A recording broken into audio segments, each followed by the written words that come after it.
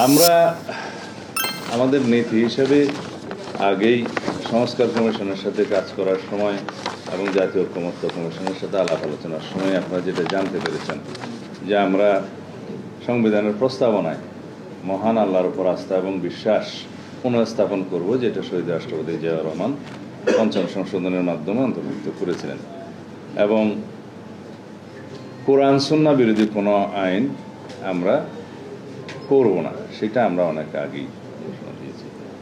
আর কওমি লাইনের মাদ্রাসা থেকে যারা পাশ করবেন তাদের সর্বোচ্চ ডিগ্রি আছে সেই লাইনের, এবং সেই হিসাবে আমরা কিছুদিন আগে আমাদের কর্মসূচিতে অন্তর্ভুক্ত করেছি, সামনের নির্বাচনী ইশতেহারে থাকবে যে ইমাম, খতিব, মুয়াজ্জিন তাদের জন্য আমরা রাষ্ট্রীয় ভাতার ব্যবস্থা করব, উৎসব ভাতার ব্যবস্থা করব, এবং যেটা একটা ট্রাস্ট আছে সেই সংক্রান্ত সেই ট্রাস্টকে আরও শক্তিশালী করে সেটা তাদের জন্য আমরা ব্যবস্থা করব রাষ্ট্রীয়ভাবে।